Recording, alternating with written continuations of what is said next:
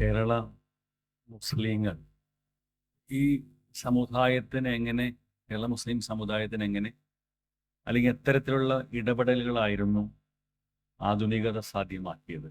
അല്ലെങ്കിൽ കേരള മുസ്ലിങ്ങൾ പ്രത്യേക ആധുനികത, സാധാരണ നമ്മൾ എല്ലാ സമുദായങ്ങളെക്കുറിച്ച് ചർച്ച ചെയ്യുമ്പോൾ ആധുനികത അവർ എങ്ങനെ കണ്ടു അല്ലെങ്കിൽ അവരിടപെട്ടു എന്നുള്ളത് പോലെ തന്നെ വളരെ പ്രസക്തമാണ് അവരുണ്ടാക്കിയ ഒരു ആധുനികമായ സ്പേസ് എന്ന് പറയുന്നത്.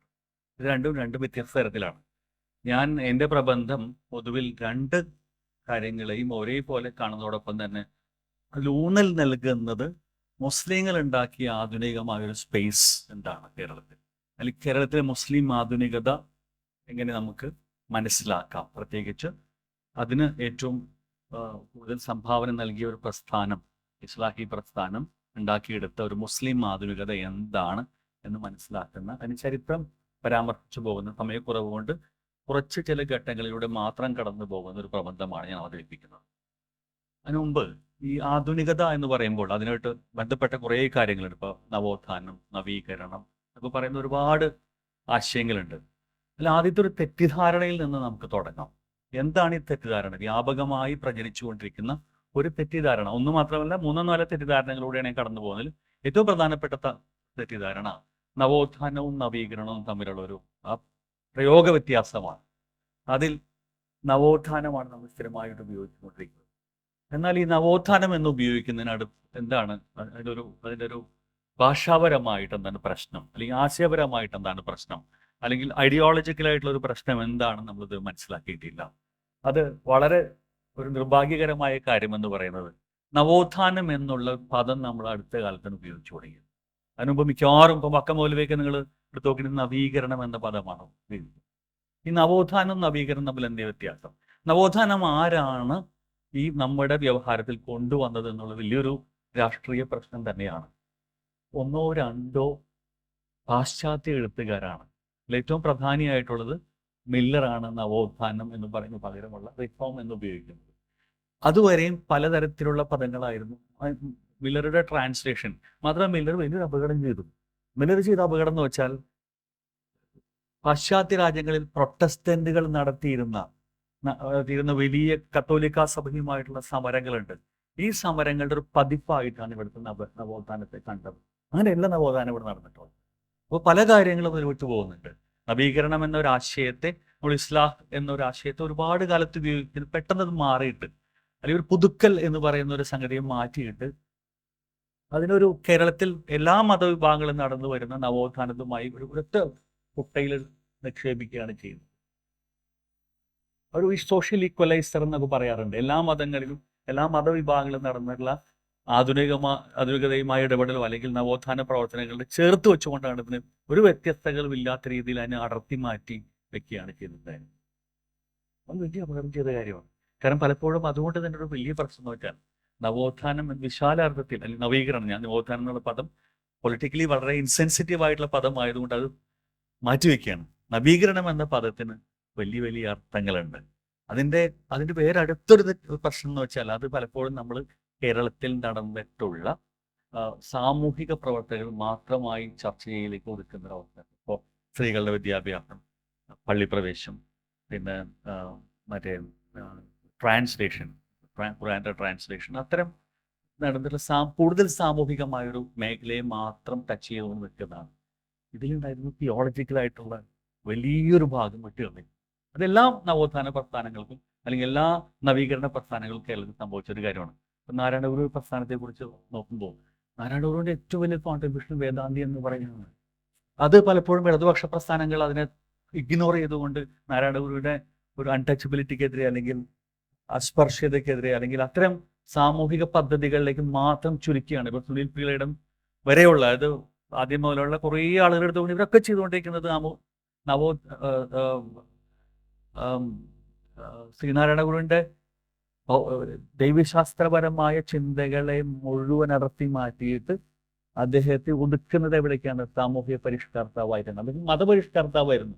മതപരിഷ്കർത്താവ് എന്ന് പറയാൻ പല ആളുകളെ നമ്മൾ പക്കമൂല അടക്ക ആളുകളെ നമ്മളിപ്പോൾ മതപരിഷ്കർത്താക്കൾ എന്ന് പറയാറില്ല, മറിച്ച് സാമൂഹിക പരിഷ്കർത്താക്കൾ എന്ന് പറയാറ്.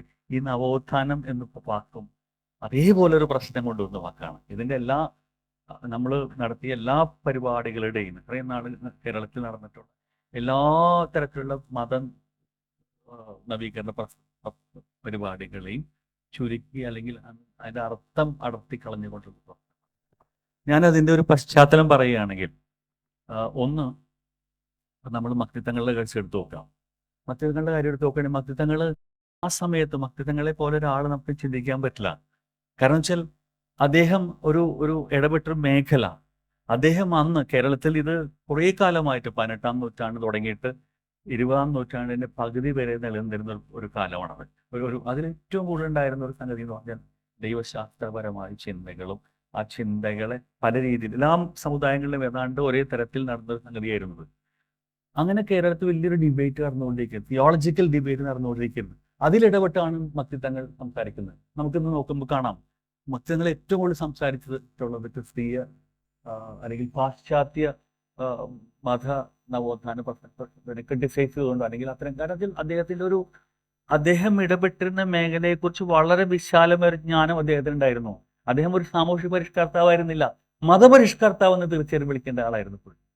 നമുക്കൊക്കെ ഇത് മനസ്സിലാവാൻ ഞാനൊരു ഉദാഹരണം പറഞ്ഞു. നമ്മൾ ശബരിമലയുടെ കേസിലെത്തിയപ്പോൾ മനസ്സിലായി നമ്മൾ നവോത്ഥാനം സംഭവിച്ചിട്ടില്ല എന്നുള്ളത്. നമ്മൾ എന്തുകൊണ്ട് പിന്നെ നവോത്ഥാനത്തെ കുറിച്ച് പറയുന്നു? ഒരു വലിയ കാലഘട്ടം നവോത്ഥാന പ്രവർത്തനം നടത്തിയ ആളുകൾ സാമൂഹിക നവോത്ഥാനത്തെ മാത്രം മുറുകെ പിടിച്ചതുകൊണ്ടാണ് നമ്മൾ പരാജയപ്പെടുന്നത് ശബരിമലയിൽ.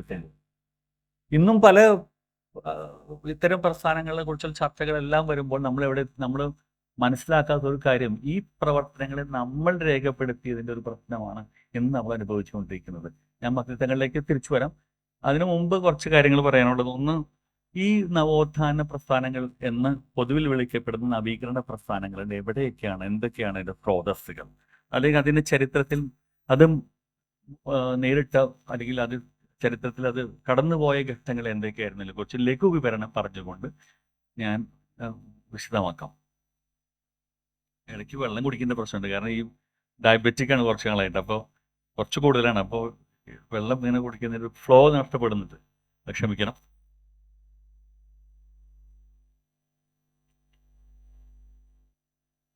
അതിൻ്റെ 3 ധാരകളെ കുറിച്ച് ആദ്യം പറയാം. അത് ഞാൻ വക്കമൗലവിയിൽ നിന്ന് ഉപയോഗിക്കുന്ന ഒരു ഇതാണ്. ഒന്ന്, അദ്ദേഹം പറയുന്ന 3 ധാരകളാണ്. ഒന്ന്, ഈജിപ്തിലെ അൽസലഫിയ വൽ തൻവീരിയ എന്ന് പറയുന്ന മൂവ്മെൻറ്റ്. അപ്പോൾ ആ മൂവ്മെൻറ്റിൽ പല ആളുകളും അന്ന് അവരുടെ മുഖപത്രമായ അൽമനാർ എന്ന് പറയുന്ന, നമ്മളിന്ന് ഇന്നത്തെ അൽമനാറല്ല, അന്നത്തെ അൽമനാറിൻ്റെ സ്വാധീനം കേരളത്തിൽ വരുന്നതാണ് ആദ്യഘട്ടം എന്ന് പറയുന്നത്. അപ്പോൾ ആ ഘട്ടത്തിൽ തന്നെ അന്ന് ഒന്ന് ഈ മതപരമായിട്ടുള്ള നമ്മുടെ ആശയ ലോകം രൂപപ്പെടുത്തുന്നതിൽ മാത്രമല്ല അൽമനാർ സഹായിച്ചിട്ടുള്ളത്. അൽമനാർ പലപ്പോഴും സഹായിച്ചിട്ടുള്ളത് രാഷ്ട്രീയമായിട്ടും ആശയങ്ങൾ രൂപപ്പെടുത്തുന്നതിൽ അത് വലിയൊരു പങ്കുണ്ടായിട്ടാണ്. ഇപ്പോൾ ഗാന്ധി എന്ന് പറയുന്നത്, ഗാന്ധിയെ വായിക്കുന്നത് അൽമനാറിലൂടെയാണ് പലരും വായിക്കുന്നത്. 1914 ഗാന്ധി ഇവിടെ ഇന്ത്യയിലെത്തുമ്പോൾ തന്നെ ഗാന്ധിയെക്കുറിച്ച് മനസ്സിലാക്കിയിട്ടുണ്ട് വക്കമൗലവി സ്വദേശാഭിമാനി രാമകൃഷ്ണപിള്ളയോട് ഗാന്ധിയെക്കുറിച്ച് അൽമനാറിൽ വന്ന ലേഖനം പരിശോധിക്കാനും അത് വിവർത്തനം ചെയ്യാൻ ആവശ്യപ്പെടുന്നുണ്ട്. അപ്പം അത്രയും വളരെ അഡ്വാൻസ്ഡ് ആയിട്ട് ഇത്തരം ചിന്താ ലോകത്തെ കേരളത്തിലേക്ക് പരിചയപ്പെടുത്തുന്നതിൽ ഈ അൽമനാറിൻ്റെ വായന വലിയ രീതിയിലുള്ള സ്വാധീനം ചെലുത്തിയിരുന്നു. അപ്പോൾ അതൊന്നാമത്തെ സോഴ്സ് എന്ന് പറയുന്നത് അൽമനാറിന്. ഇപ്പോൾ ഈ പശ്ചിമേഷ്യയിൽ നടന്നിട്ടുള്ള മത സാമൂഹിക പ്രവർത്തനങ്ങളുടെ അതിൻ്റെ അല്ലെങ്കിൽ നമുക്ക് നവീകരണത്തിൻ്റെയൊക്കെ ഒരു അല അടിക്കുന്ന ഒരു സ്ഥലമായിട്ട് കേരളം മാറുകയാണ്. രണ്ടാമത്തത് സൗദിയിലുണ്ടായിട്ടുള്ള ഇപ്പോൾ മുഹമ്മദ് അബ്ദുൽ വഹാബിൻ്റെയൊക്കെ സ്വാധീനത്താലുണ്ടായിട്ടുള്ള പ്രസ്ഥാനത്തെക്കുറിച്ചുള്ള പരിചയപ്പെടൽ കൂടി രണ്ടാമത്തെ ഒരു സ്രോതസ് എന്ന് പറയുന്നത്. മൂന്നാമത്തെ സ്രോതസ് ഇന്ത്യയുടെ മറ്റു ഭാഗങ്ങളിൽ നിന്ന്, അതിൽ ഏറ്റവും പ്രമുഖമായിട്ടുള്ളത് സർ സയ്യിദ് അഹമ്മദ് ഖാൻ്റെ ഉത്തരേന്ത്യയിൽ നടത്തിയിട്ടുള്ള പ്രവർത്തനങ്ങളാണ്.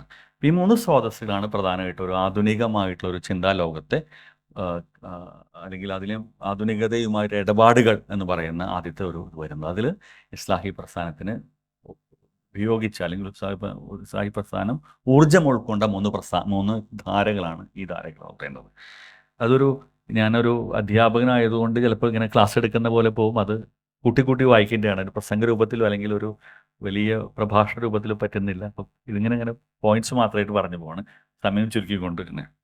പിന്നെ അതിൽ തന്നെ നമുക്ക് മനസ്സിലാക്കാവുന്ന ഒരു കാര്യം എന്ന് വെച്ചാൽ, ഒന്ന് ഈ ആധുനികത എന്ന് പറയുന്നത് അല്ലെങ്കിൽ അത്തരം ഒരു പുരോഗമന രീതിയിലുള്ള ഒരു പ്രസ്ഥാനം കേരളത്തിൽ എങ്ങനെ ഏറ്റെടുത്തു എന്നുള്ളതാണ്.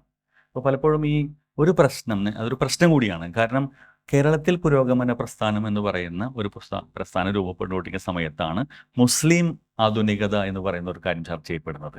മുസ്ലിം ആധുനികത നമ്മൾ പറഞ്ഞ മുസ്ലിങ്ങൾ മറ്റു പാശ്ചാത്യ ആധുനികതയുമായിട്ട് നേരിട്ടുള്ള ഒരു ഡയലോഗിന് പുറത്തൊരു ആധുനികത ഉണ്ടാക്കുന്നുണ്ട്. അത് മുസ്ലിങ്ങൾ ഒരു മുസ്ലിം ആധുനികത ഞാൻ വീണ്ടും വീണ്ടും വിളിക്കാൻ ആഗ്രഹിക്കുന്ന ഒരു ആധുനികത അവിടെ സൃഷ്ടിക്കപ്പെടുന്നുണ്ട്. അത് പലപ്പോഴും പാശ്ചാത്യ ആധുനികതമായിട്ട് പുറംതിരിഞ്ഞു നിൽക്കുകയോ അല്ലെങ്കിൽ അതിന് വിരുദ്ധമായിട്ടുള്ള ഒരു നിലപാടെടുക്കുകയോ ചെയ്യുന്നുണ്ട്. ആധുനിക തികച്ചും കേരളത്തിൻ്റെ അല്ലെങ്കിൽ ഒരു മലബാറിൻ്റെ ഒരു പ്രത്യേക സാമൂഹിക രാഷ്ട്രീയ മത സാഹചര്യത്തിൽ ഉയർന്നു വന്ന ഒരു ആധുനികതയാണ് കേരള മുസ്ലിം ആധുനികത എന്ന് പറയുന്നത്. അപ്പോൾ പക്ഷെ അതിനെ മനസ്സിലാക്കുന്നത്, പുറം ലോകം മനസ്സിലാക്കുന്നത് അതൊരു പുരോഗമനം, ഇടതുപക്ഷ പുരോഗമന പ്രസ്ഥാനവുമായിട്ടാണ്. ഒരു ഉദാഹരണം പറഞ്ഞുതരാം. 1950കളിലെ ഒരു പ്രധാനപ്പെട്ട ഒരു നാടകമായിരുന്നു ഇത് ഭൂമിയാണെന്ന് പറയുന്നത്. ഇത് ഭൂമിയാണുള്ള ഒരു നായകൻ അവതരിപ്പിക്കുമ്പോൾ ആ നായകൻ അതിലൊരു പുരോഗമനകാരി എന്ന് പറയുന്ന അവതരിപ്പിക്കുന്ന നായകൻ സലഫി പ്രസ്ഥാനത്തോട് അയാൾ പ്രവർത്തനം മനസ്സിലാക്കാവുന്ന ഒരു കാര്യം ഇസാഹി പ്രസ്ഥാനത്തോട് യോജിക്കുന്ന തരത്തിലുള്ള പ്രവർത്തനം നടത്തിയ ഒരാളെയാണ് അയാൾ. ആധുനിക മുസ്ലിം അല്ലെങ്കിൽ ലിബറൽ മുസ്ലിം, പുരോഗമന മുസ്ലിം എന്നൊക്കെ എല്ലാം ബ്രാൻഡ് ചെയ്തിട്ടുള്ള ഒരു കക്ഷി. അപ്പോൾ ഒരു തെറ്റിദ്ധാരണ എന്ന് വെച്ചാൽ ഇതെല്ലാം ഒരു നുഖത്തിൽ വെക്കാവുന്ന അല്ലെങ്കിൽ ഒരു we can put all these things to one basket എന്ന് പറയുന്ന ഒരു അവസ്ഥ ഉണ്ടായിരുന്നു. എല്ലാ ഇതും ഒരു കുടയിൽ നിക്ഷേപിക്കാൻ പറ്റുന്നതാണ്. പുരോഗമനം എന്ന് പറയുന്നതും മുസ്ലിം ആധുനികത എന്ന് പറയുന്നതും നവീകരണം എന്ന് പറയുന്നതും എല്ലാം ആളുകളെയും ഒന്നിച്ച് കണ്ടിരുന്ന ഒരു പ്രശ്നമുണ്ട്. അത് അടുത്ത കാലത്തായിട്ടാണ് നമുക്ക് മനസ്സിലാവുന്നത്. ഇങ്ങനെ ഇതല്ല, മുസ്ലിം ആധുനികത വേറെയായിരുന്നു ഒക്കെ നമ്മളൊക്കെ പഠിച്ചുകൊണ്ടിരിക്കുന്നത് ഇപ്പോൾ അടുത്ത കാലത്താണ്. അപ്പോൾ ഈ പ്രശ്നം പലപ്പോഴും ഒരു തെറ്റിദ്ധാരണയൊക്കെ കൂടി വഴി തെളിയിച്ചിട്ടെന്ന് പറയുകയാണ് ഇവിടെ ഉദ്ദേശിക്കുന്നത്. ഈ നമുക്ക് പുരോഗമനത്തെക്കുറിച്ച് കേരളത്തിൽ പൊതുവെയുള്ളൊരു ചർച്ചകളൊക്കെ വരുന്നപ്പോൾ പലപ്പോഴും സാഹിത്യത്തിൽ നിന്നാണ്. ജീവൽ സാഹിത്യ പ്രസ്ഥാനം എന്ന് പറയുന്നു, ഒരു മൂവ്മെൻറ്റ് ഉണ്ടാകുന്നു. ആ മൂവ്മെൻറ്റ് പൊതുവെ കേരളത്തിലൊരു പുരോഗമന ധാരയുണ്ടാക്കുന്നു. ആ ധാരയുടെ അടിസ്ഥാനത്തിൽ രാഷ്ട്രീയം രൂപപ്പെടുന്നു, രാഷ്ട്രീയം കുറച്ചുകൂടി വിപുലമായിട്ട് അതിനെ ഏറ്റെടുക്കുന്നു. അങ്ങനെയൊക്കെ ഉണ്ട്. ഇടതുപക്ഷ രാഷ്ട്രീയം പലപ്പോഴും ആ രീതിയിൽ മുന്നോട്ട് പോകുന്നുണ്ട്. അപ്പോൾ ആദ്യമായിട്ട് അങ്ങനെ ഒരു പുരോഗമനം എന്ന് പറയുന്ന പദം തന്നെ ഉപയോഗിക്കുന്ന ആ കോണ്ടെക്സ്റ്റിലാണ്. അത് കേസരി ബാലകൃഷ്ണപിള്ള എന്ന് പറയുന്ന ചിന്തകനാണ് ആദ്യമായിട്ട് പുരോഗമനം എന്ന് പറയുന്നത്. പക്ഷെ ആ പുരോഗമനം ഈ പുരോഗമനമാണോ എന്നൊക്കെ നമുക്കിപ്പോൾ ചിന്തിക്കേണ്ട ആവശ്യമുണ്ട്. ആ കേരളത്തിൽ പൊതുവായി വ്യവഹരിക്കപ്പെട്ടിരുന്ന വാക്കിനെ പലരും ആന്തരികമായിട്ട് ഏറ്റെടുക്കുന്ന ഒരു അവസ്ഥ ഉണ്ടായിട്ടുണ്ട്. പല മുസ്ലിം സ്പേസുകളിലൊക്കെ അന്ന് പുരോഗമനം എന്ന് പറയുന്നത്, അതിന് സുന്നികൾ അതിനെ കളിയാക്കിയിട്ട് പുത്തൻ പ്രസ്ഥാനം എന്നൊക്കെ പറയുന്ന ഒരു വേറെ തരത്തിലേക്കുള്ള പല വൊക്കാബുലറീസ് കൊണ്ടുവരുന്നുണ്ട്. ഈ പുരോഗമനം, പുത്തൻ പ്രസ്ഥാനം എന്നൊക്കെ പറയുന്നത് ആ രീതിയിൽ തന്നെയാണോ മനസ്സിലാക്കേണ്ടത്? കേരളത്തിൻ്റെ പൊതു ഭൂമികയിൽ നിന്നുകൊണ്ടാണോ മനസ്സിലാക്കേണ്ടത്? അല്ലെങ്കിൽ വ്യത്യസ്തമായൊരു രീതിശാസ്ത്രപരമായും ആശയപരമായും രാഷ്ട്രീയപരമായും ഒക്കെ വ്യത്യസ്തമായി മനസ്സിലാക്കേണ്ടതുണ്ടോ എന്നുള്ള ചോദ്യം ഇന്ന് വളരെ പ്രസക്തമാണ്. അപ്പോൾ ഈ നവോത്ഥാനത്തിൻ്റെ ചർച്ചയുടെ അപ്പോൾ ഈ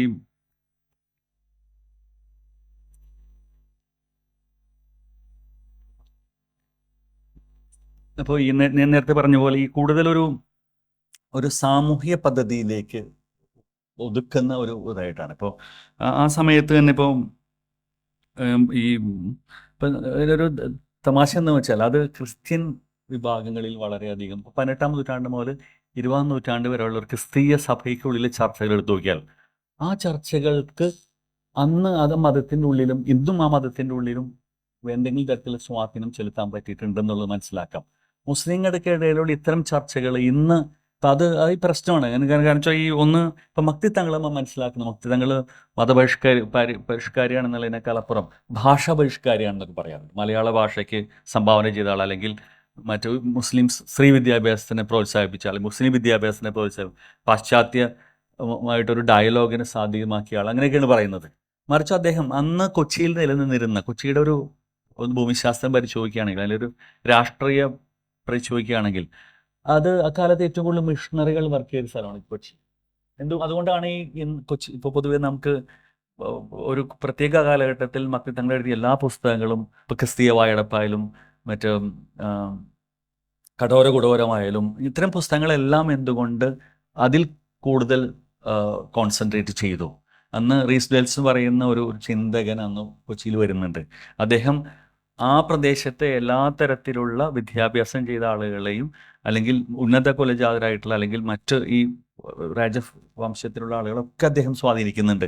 അതിൻ്റെ അദ്ദേഹത്തിൻ്റെ പ്രവർത്തന ഫലമായി യാക്കൂബ് രാമവർമ്മൻ എന്ന് പിൽക്കാലത്ത് അറിയപ്പെട്ട രാമവർമ്മൻ എന്ന് പറയുന്ന കൊച്ചി രാജാവിൻ്റെ അനന്തരവന്മാരൊരാളെന്ന് ക്രിസ്തുമസ് സ്വീകരിക്കുന്നുണ്ട്.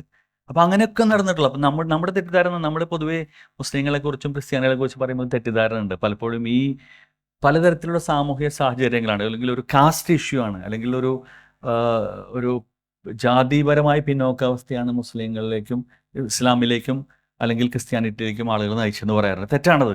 ആ സമയത്ത് വളരെ കൃത്യമായിട്ട് തിയോളജിക്കൽ ഡിബേറ്റ് കേരളത്തിൽ നടന്നുകൊണ്ടിരിക്കുന്നുണ്ട്.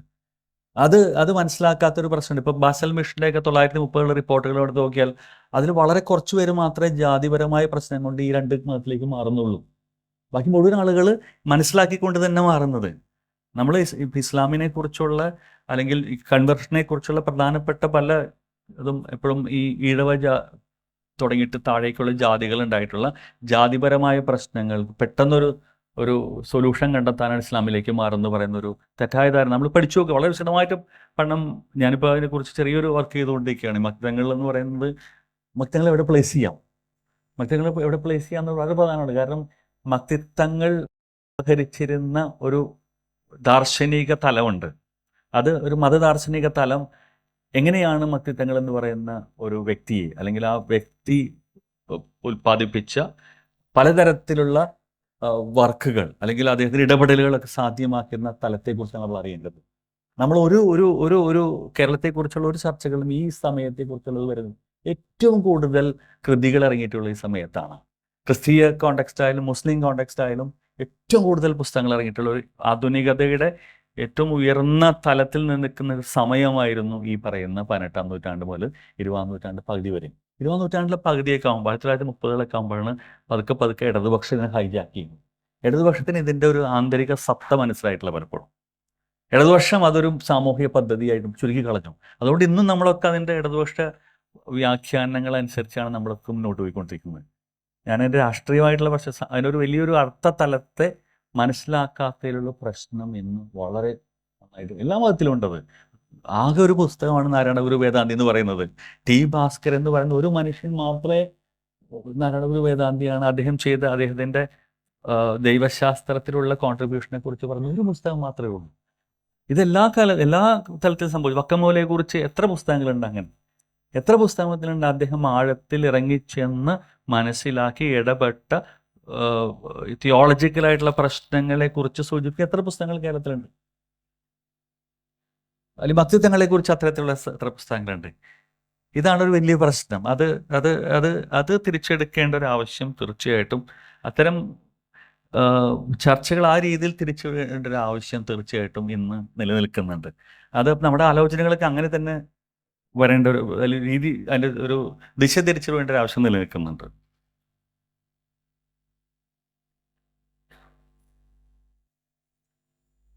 ഇനി ഈ നവീകരണത്തിൻ്റെ ഒരു ലഘുചരിത്രം, നവീകരണം തീർച്ചയായിട്ടും അതിന് മുമ്പ് ഉണ്ടായിരുന്നു, അല്ലെങ്കിൽ പിന്നെ അടുത്ത കാലത്താണ് തുടങ്ങിയത്, അല്ലെങ്കിൽ ഏത് കാലഘട്ടത്തിൽ തുടങ്ങി?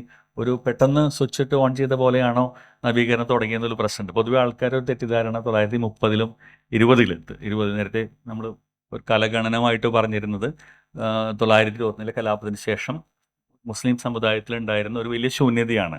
ആ ശൂന്യതയാണ് നമുക്ക് രാഷ്ട്രീയമായിട്ടൊക്കെ നമ്മൾ ചിന്തിക്കാനും ആലോചിക്കുന്നതും ഒക്കെ ഒരു വേദിയൊരുക്കുന്നത്. തീർച്ചയായിട്ടും അതൊരു പ്രധാനപ്പെട്ട ഘടകം തന്നെയായിരുന്നു. കാരണം അന്നൊരു ആ സമയത്തുണ്ടായിരുന്നു ഇപ്പം ഐക്യസംഘായാലും ഒക്കെ രൂപപ്പെടുന്നത് ആ ഒരു ശൂന്യതയിൽ നിന്നാണ്. പക്ഷേ അതിന് മുമ്പ് തന്നെ അത് ഈ സലഫിസത്തെക്കുറിച്ചോ അല്ലെങ്കിൽ ഇസ്ലാഹി പ്രസ്ഥാനത്തെക്കുറിച്ചൊക്കെ ഉള്ള ചർച്ചകൾ കേരളത്തിൽ അന്നല്ല വരുന്നത്. ഇപ്പം നമ്മൾ മക്തിതങ്ങളുടെ ഉദാഹരണം തന്നെ വലിയൊരു ഉദാഹരണമാണ്. അതിന് മുമ്പേ തന്നെ ഏതാണ്ട് നിങ്ങൾ ഈ ഷെയ്ഖ് ജിഫ്രി തങ്ങൾ എന്ന് പറയുന്ന ജിഫ്രി തങ്ങൾ ഉണ്ടല്ലോ, അദ്ദേഹത്തിൻ്റെ ഒരു പുസ്തകമുണ്ട്. ആ പുസ്തകം വഹാബിസത്തെ എതിർത്തുകൊണ്ടുള്ള പുസ്തകമാണ്. അപ്പോൾ 774 ഉണ്ടാക്കിയ ഒരു കരാർ, അതായത് സ്റ്റാറ്റസ് കോ അഗ്രിമെൻ്റ് എന്ന് പറയുന്ന അഗ്രിമെൻറ്റിനെ കുറിച്ച് പരാമർശിക്കുന്ന പുസ്തകം അതിന് വിരുദ്ധമായിട്ടുള്ള അന്ന് അതിനെ പ്രതികൂലിച്ചിട്ട് എഴുതിയിരുന്നു. നമുക്ക് മനസ്സിലാക്കാൻ കഴിയുന്ന അന്നും ചർച്ചയിൽ ഇത്തരം വന്നിട്ടുണ്ടായിരുന്നു. ഇപ്പോൾ വഹാബി എന്ന് പറയുന്ന പിൽക്കാലത്ത് ബ്രിട്ടീഷുകാർ അവരുടെ രേഖകൾ ഉൾപ്പെടുത്തിയിട്ടുള്ള വഹാബി എന്ന് പറയുന്നത്, ഞാൻ വഹാബി എന്നുള്ള പദം ശരിയല്ല. ഈ അന്നത്തെ മത നവീകരണ പ്രസ്ഥാനം സൗദിയിൽ നടന്നതിനെ കുറിച്ചുള്ള അതിൻ്റെ ഒരു പ്രതികരണം ഇവിടെ ഉണ്ടായിരുന്നു. അതിന് മനസ്സിലാക്കാൻ കഴിയുന്നത് അന്ന് മുതൽ ഇന്ന് ചർച്ച ചെയ്യപ്പെട്ടിട്ടുണ്ട്. പിന്നെ അതിനുശേഷം ചെറിയൊരു ഗ്യാപ്പ് വരുന്നു. 1800കളുടെ അവസാനത്തിൽ അത് വീണ്ടും കേരളത്തിൽ സജീവമാകുകയാണ്. അതിൻ്റെ ഭാഗമായിട്ടാണ് ഇവരൊക്കെ വരുന്നത്. അത് കഴിഞ്ഞ് ഇങ്ങനെ പോന്നിട്ട് 1920കളിലാണ് ഇതിനൊരു കൂടുതൽ ഊർജ്ജം ഉണ്ടാവുകയും അത് കൂടുതൽ പല തലത്തിലേക്കും അതിനെ ആ രീതിയിൽ ഏറ്റെടുക്കുകയും ആ രീതിയിൽ മുന്നോട്ട് കൊണ്ടുപോവുകയും ചെയ്യുന്നത്. അപ്പോൾ അത് ആ ഗ്യാപ്പ് എവിടെയാണ്, അവിടെ എന്തൊക്കെ നടന്നതെന്ന് നമുക്ക് 1800കളുടെ ആദ്യത്തിലാണ് ഈ പുസ്തകം വരുന്നത്. അതിനുശേഷം 1800കളുടെ അവസാനം വരുന്നത് 100 വർഷം എന്താണ് നടന്നത് നമ്മൾ പരിശോധിച്ചിട്ടില്ല.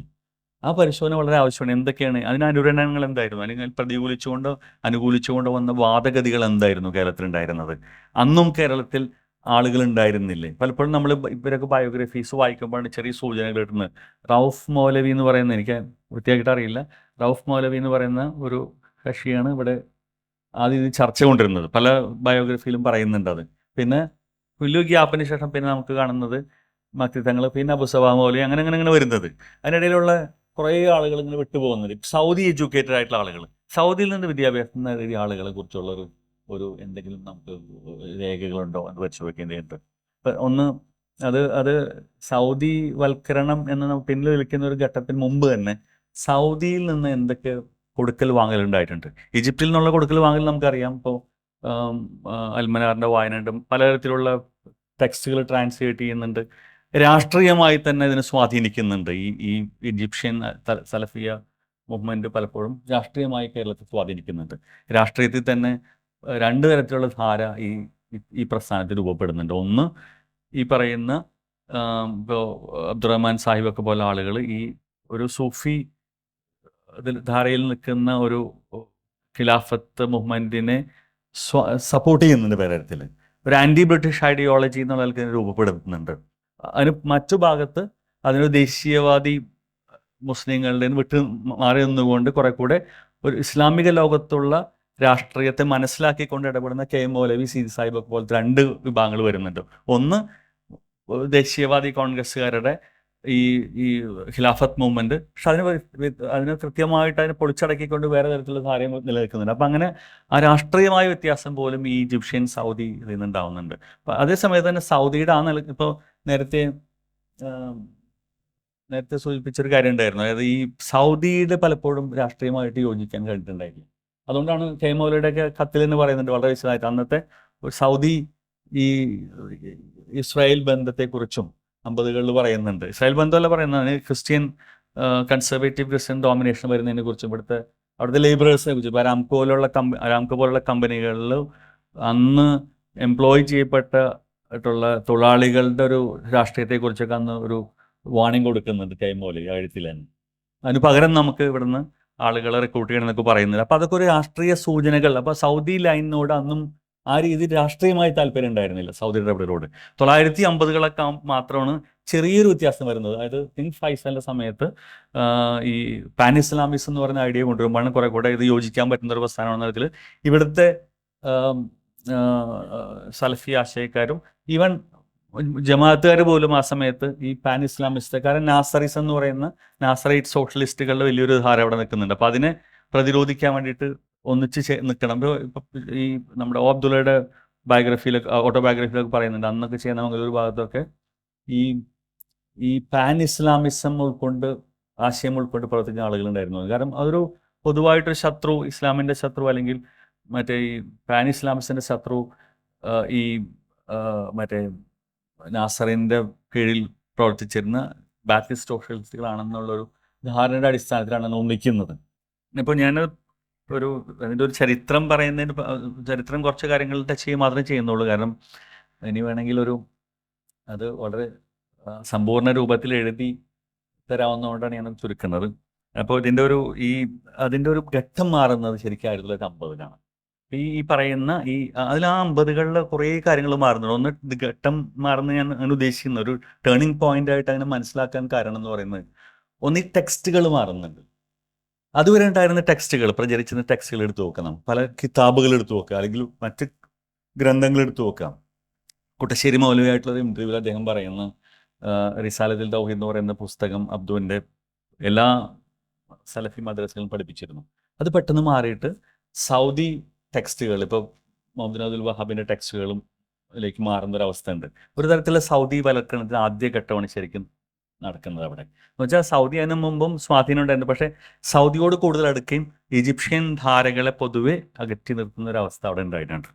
അപ്പോൾ അതിലൊന്ന് ഈ രണ്ട് അതിന് രാഷ്ട്രീയ കാരണങ്ങൾ കൂടി ഉണ്ടാവും. കാരണം ഒന്ന്, ഈ സൗദി എഡ്യൂക്കേറ്റഡ് 1950 ആദ്യം മുതലാണ് സൗദിയിൽ വിദ്യാഭ്യാസത്തിന് അയച്ചിട്ട് അവിടെ പഠിച്ച് അവിടെ യൂണിവേഴ്സിറ്റികളിൽ നിന്ന് തിരിച്ചു വരുന്ന ആദ്യകാലത്ത് ഉലമാക്കളുടെ ഒരു സംഘം കേരളത്തിൽ ഉണ്ടാവുന്നത്. അപ്പോൾ അതോടെ കുറെ കൂടെ സൗദിയായിട്ട് അടുക്കുകയും അത് സൗദിയുടെ സ്വാധീനം കുറെ കൂടെ ഈജിപ്ഷ്യൻ സ്വാധീനത്തെക്കാൾ കുറെ കൂടെ ഒരു വളരെ ശക്തമാവുന്ന ഒരു സമയം എന്ന് പറയുന്നത് ഈ സമയത്താണ്. അതോടൊപ്പം തന്നെ സൗദിയിലും 1970 ആകുമ്പോൾ ഈ ഗൾഫ് മൈഗ്രേഷൻ്റെ ഭാഗമായിട്ട് കുറെ കൂടെ കുറെ എത്തിച്ചെല്ലുന്നുണ്ട്. അതോടൊപ്പം തന്നെ സൗദി ഒരു ഡിപ്ലോമാറ്റിക് ടൂളായിട്ട് ഉപയോഗിക്കുന്നുണ്ട്. ഈ സലഫി പ്രസ്ഥാനങ്ങൾ പലപ്പോഴും പല പ്രദേശങ്ങളിലേക്ക് പണ്ഡിതന്മാരയക്കും, അവിടെയൊക്കെ ഖുർആൻ ട്രാൻസ്ലേറ്റ് ചെയ്യും, അല്ലെങ്കിൽ അവിടെ മതപ്രവർത്തനം നടത്താനുള്ള ഒരു മിഷൻസിനെ അയക്കുന്നുണ്ട്, ഏജൻസികളെ പലപ്പോഴും സൗദി അയക്കുന്നുണ്ട്. ഇത് ഒരു തരത്തിൽ സൗദി വൽക്കരണത്തിന് ഒരു ഉപോത്ബലകമായ ഒരു കാരണമാണ്. അതോടൊപ്പം തന്നെ ഈ ഞാൻ നേരത്തെ പറഞ്ഞ പോലെ ഈ pan Islamism, politically pan Islamism ആ സമയത്ത് ഒരു വലിയൊരു പ്രസ്ഥാനമായി മാറുന്നുണ്ട്. അതിന് മുമ്പും പലപ്പോഴും ഈ സൗദി രാഷ്ട്രീയമായി സ്വാധീനിക്കാൻ ശ്രമിച്ചിരുന്നു ഇവിടുത്തെ. ഇപ്പോൾ എക്സാക്ട് ഇയർ എനിക്കറിയില്ല, ഇവിടുന്ന് എല്ലാ സലഫി നേതാക്കന്മാരെയും സൗദിയിലേക്ക് വിളിക്കുന്നുണ്ട്. അബ്ദുൽ അസീസിന്റെ സമയത്ത് തന്നെ 1920കളുടെ പകുതിയിലായിരിക്കാം തോന്നുന്നു. കാരണം ഈ അബ്ദുറഹ്മാൻ സാഹിബിൻ്റെ ബയോഗ്രഫിയിലൊക്കെ പറയുന്നുണ്ട്, അത് ഇദ്ദേഹത്തെ അങ്ങോട്ട് വിളിപ്പിക്കുന്നുണ്ട്. എന്നിട്ട് ഏത് തരത്തിലൊക്കെ ഈ ആൻറ്റി ബ്രിട്ടീഷ് ഐഡിയോളജി വിശ്വസിച്ചിരുന്ന, അല്ലെങ്കിൽ ഖിലാഫത്ത് പ്രസ്ഥാനത്തിൽ കൂടുതൽ ശ്രദ്ധയൂന്നിരുന്ന ആളുകളെ എങ്ങനെ ഇപ്പോൾ ഒരു സൗദി പ്രതിദാനം ചെയ്യുന്ന ഒരു ആശയത്തിലേക്ക് രാഷ്ട്രീയമായി കൊണ്ടുവരാമെന്നതിനെ കുറിച്ച് ആലോചനകളൊക്കെ ഈ 1920കളുടെ പകുതി നടക്കുന്നുണ്ട്. അപ്പോൾ അതൊക്കെ ശരിക്കും ഒരു സൗദി വൽക്കരണം പിൽക്കാലം സംഭവിച്ചാണെങ്കിലും ഇതൊക്കെ ഇതിന് കാരണമായിട്ടുണ്ട്. 1950കളാണ് കൂടുതൽ ഒരു പ്രത്യേകിച്ച് KNM-ൻ്റെ രൂപീകരണത്തോടെയാണ് സൗദിയായിട്ടുള്ള ബന്ധം കൂടുന്നത്. പിന്നെ പിൽക്കാലത്ത് മുഴുവൻ സൗദിയുടെ ഒരു സൗദി ഓർബിറ്റിലേക്കും സൗദി ഓറിയൻറ്റേഷനിലേക്കും മാറുന്നുണ്ട്. അതിൽ ഏറ്റവും പ്രധാനപ്പെട്ട സംഭവിക്കുക അവിടെ ഈ ഇസ്ലാഹിയ സലഫിയ എന്ന് പറയുന്ന ഒരു ഡിബേറ്റ് വരുന്നതും ഏതാണ്ട് അതേ സമയത്താണ്. കാരണം ആദ്യം ഇസ്ലാഹി പ്രസ്ഥാനം എന്നുള്ള ഉപയോഗിച്ചിരുന്നതും പതുക്കെ സലഫി പ്രസ്ഥാനത്തിലേക്ക് വരുന്നു. ഈ വ്യത്യാസം ചൂണ്ടിക്കാണിച്ചുകൊണ്ട് ഒരു ഭാഗം സലഫി പ്രസ്ഥാനം എന്ന് വാദിക്കുന്നതൊക്കെ വരുന്നത് ഈ സൗദി സ്വാധീനം കൊണ്ടാണ്. ഞാനിതിനെ ചുരുക്കാൻ ഉദ്ദേശിക്കുന്നത്, ഇതിനൊരു സമപ്പ് ചെയ്യുന്നത്, ഒന്ന് ഈ എന്താണ് വ്യത്യസ്തത, വ്യത്യസ്തമായ ആശയങ്ങളാണ് ഇസ്ലാമികമായ ഒരു ആധുനികത ഇവിടെ കൊണ്ടുവന്നിട്ടുള്ളത്. അത് ആധുനികത എന്താണ്, അതിൻ്റെ ഒരു അപ്പോളജറ്റിക് നേച്ചർ ഉണ്ടായിരുന്നു. കാരണം പലപ്പോഴും ഈ ആധുനികതയ്ക്ക് ഒരു പ്രത്യേകത ഉണ്ടായിരുന്നു. അത് തീർച്ചയായിട്ടും പാശ്ചാത്യ ആധുനികമായി പുറംതിരിഞ്ഞ് നിൽക്കുന്നതായിരുന്നു. കേരളത്തിലെ മറ്റ് സാമുദായിക പ്രസ്ഥാനങ്ങളിൽ നിലനിന്നിരുന്ന ഒരു ആധുനിക ആശയത്തിൽ നിന്ന് വ്യത്യസ്തമായ ഒരു ആശയം കൂടിയായിരുന്നു. അതോടൊപ്പം തന്നെ ഇതിനായിട്ടൊരു വലിയ ഒരു തരത്തിൽ ഡയലോഗ് പോസിബിലിറ്റി ആലോചിച്ചുകൊണ്ടിരിക്കുന്നിരുന്നു. അപ്പോൾ അതുകൊണ്ടാണ് നമ്മൾ അപ്പോളജറ്റിക് എന്ന് പറയുന്നത്. ഒരു ഭാഗത്ത് പാശ്ചാത്യ ആധുനികതയുമായിട്ട് ഡയലോഗ് ഉണ്ടാക്കി, മറുഭാഗത്ത് അതിൽ നിന്ന് മാറി നിൽക്കാനുള്ള പ്രഷർ ഇന്റേണലി ഉള്ളത് കൊണ്ട് മുഴുവനായിട്ട് മാറി നിൽക്കുകയും ചെയ്യുന്ന ഒരു അവസ്ഥ ഉണ്ട്. അപ്പം അങ്ങനെ ഒരു മധ്യധാരയാണ്, ഒരു അപ്പോളജറ്റിക് മോഡേണിറ്റിയാണ് മുസ്ലിങ്ങൾ, പ്രത്യേകിച്ച് കേരളത്തിലെ മുസ്ലിം പുരോഗമന പ്രസ്ഥാനങ്ങൾ സ്വീകരിച്ചിരുന്നത്. അതിൽ നിന്ന് വ്യത്യസ്തമായിട്ട്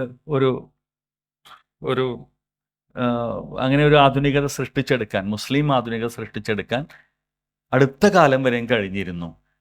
പിന്നെ കുറെ കൂടെ ഇപ്പോഴത്തെ അവസ്ഥ, ഇപ്പം ഈ കുറെ സൗദി വൽക്കരണത്തിൻ്റെ, അല്ലെങ്കിൽ ഏറ്റവും ഇതായിട്ടുള്ള സൗദി വൽക്കരണം മോശം എന്നെല്ലാം പറയുന്നത്, പക്ഷെ നല്ല സൗദി വൽക്കരണം ഉണ്ടായിരുന്നു. പക്ഷെ ഇന്ന് കുറെ കൂടെ അന്ധമായിട്ടുള്ള സൗദി അനുകരണത്തിൻ്റെയും, അല്ലെങ്കിൽ മറ്റ് ഇപ്പോൾ ഈ ജിന്ന് പ്രസ്ഥാനങ്ങളൊക്കെ പോലത്തെ സംഗതികൾ വരുമ്പോഴാണ് ഈ ആധുനികതയെക്കുറിച്ചുള്ള സീരിയസ് ആയിട്ടുള്ള ഒരു മിസ്മാച്ച് വരുന്നത്, അല്ലെങ്കിൽ ഒരു ഡിസ്കണക്റ്റ് വരുന്നത്. ആ കണക്റ്റ് വരെ എത്തിയിരിക്കുന്നു. അപ്പോൾ ഈ സമയത്ത് എൻ്റെ ഒരു ഊന്നൽ എപ്പോഴും നമ്മൾ എന്തൊക്കെ തരത്തിലായിരുന്നു, ഏതൊക്കെ കോണ്ടെക്സ്റ്റിലായിരുന്നു ഈ നവീകരണ പ്രസ്ഥാനം രൂപപ്പെട്ടത്, ആ രൂപപ്പെട്ടതിന് പ്രധാനപ്പെട്ട അത് നവോത്ഥാനമായി തുല്യപ്പെടുത്താവുന്നതാണോ, അല്ലെങ്കിൽ നവോത്ഥാനത്തിൽ നിന്നും എത്ര തരത്തിൽ വ്യത്യസ്തമായിട്ട് രീതികളാണ് അവലംബിച്ചിരുന്നത്, ഇതൊക്കെ ഇന്ന് വളരെ പ്രസക്തമാണ്. അല്ലെങ്കിൽ നമ്മൾ ഈ എല്ലാ നവോത്ഥാന പ്രസ്ഥാനങ്ങളുടെയും പോലെ ഒരു നവോത്ഥാന പ്രസ്ഥാനമായി മാത്രം കാണുകയും അതിന് യാതൊരു വ്യതിരിക്തത, വ്യത്യസ്തത ഒന്നുമില്ല എന്ന് വിശ്വസിക്കുകയും ചെയ്യുന്നൊരു തലമുറ ഉണ്ടാകുമെന്ന് സൂചിപ്പിച്ചുകൊണ്ട്, അതൊരു തെറ്റായ ഒരു പ്രവണതയാണ് സൂചിപ്പിച്ചുകൊണ്ട് ഞാൻ അവസാനിപ്പിക്കുന്നു. അസ്സലാമു അലൈക്കും.